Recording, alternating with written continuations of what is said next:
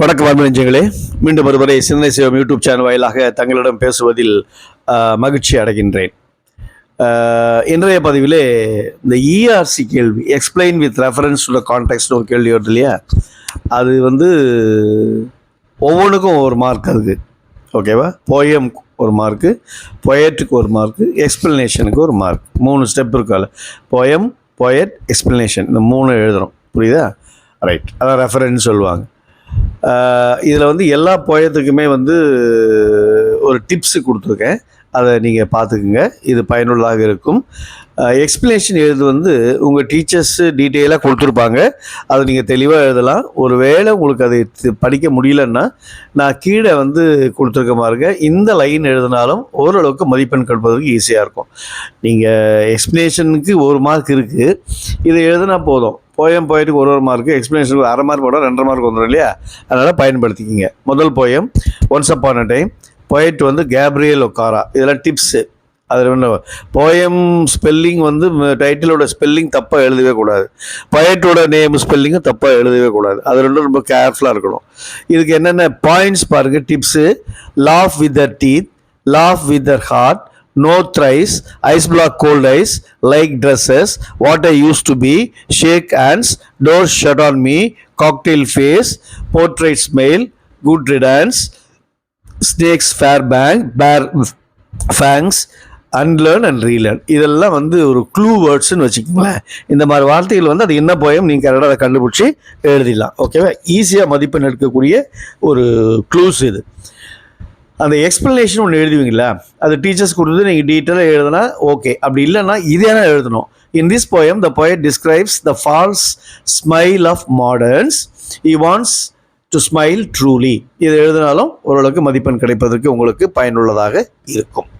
அடுத்தது second poem, confession of a born spectator, poet Ogden Nash. என்னென்ன clue words கொடுத்துருக்கு பாருங்க. glad, I am them, they are not me, dealings, drink to you, jockey, price ring, tackle, gaudy palm, Rome, doctor, limp and bashful spirit, lashes his steed, swap the position, zealous athletes, and prudence and ego. இதெல்லாம் ஒரு clue வேர்ட்ஸை அடிக்கடி பாருங்கள். இந்த வார்த்தைகள் மனசில் பார்த்தீங்கன்னா poem ஈஸியாக கண்டுபிடிச்சலாம். Explanation பாருங்க. In this poem the poet describes his attitude to sports. He wants to develop confidence to face challenges. இது எக்ஸ்பிளனேஷனில் எழுதிக்கா. ஓகேவா? ரைட். அடுத்தது lines written in early spring, poet William Wordsworth. Spelling ரொம்ப முக்கியம். போயட்டோட தலைப்பும் போயட்டோட நேம் ஸ்பெல்லிங்கும் தப்பாக எழுதுனா mark கொடுக்க மாட்டாங்க, அதை பார்த்துங்க. Number 1, what man has made of man. Number 2, sad thoughts, birds, lemons, birds, sweet mood, pleasant thought, nature's holy plan, flower, crow, nature, grieved, primrose, periwinkle, blended notes, fireworks and twigs. These are the clue words. மனசுல பதிவு வச்சுங்க. In this poem the poet describes nature's bounty to man. He wants man to preserve nature. அடுத்த poem, Macavity the mystery cat, poet T.S. Eliot. Clue words: law, crime, investigate, paper, footprints, Scotland Yard, levitation, factor, asleep or awake, alibi, flying squad, ginger cat, whiskers, Munjo Jerry, griddle bone, Napoleon, find, monster. Explanation: in this poem the poet describes the mischief of a devilish cat. He wants man not to follow Macavity. அடுத்த poem, Everest is not the only peak, poet Clothungan. Clue words: devotion, duty and mission, deserving one, our pride, repel, nourish, we are proud and feel tall, paths of dignity and honor, Everest, hillock, virtues, competence and merit. Explanation: in this poem the poet describes the need for aspiration towards excellence. He wants man to work with courage and determination. This is explanation.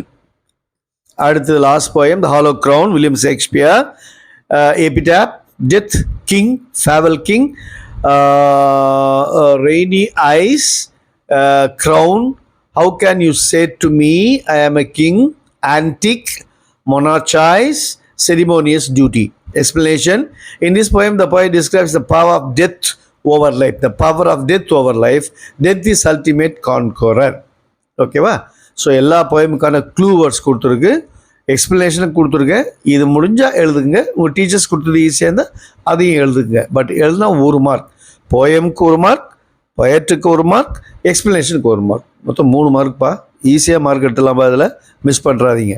நல்லா பார்த்துங்க. Video அடிக்கடி பார்த்தா அந்த clue words மனசில் பதிஞ்சிடும். தயவுசெய்து ஃப்ரெண்ட்ஸுங்களுக்கு share பண்ணுங்கள். ஓகேவா? நன்கு படித்து நல்ல மதிப்பெண்ணிட வாழ்த்துக்கள். வாழ்க வளமுடன். மீண்டும் அடுத்த பதிவில் சந்திப்போம். நன்றி, வணக்கம்.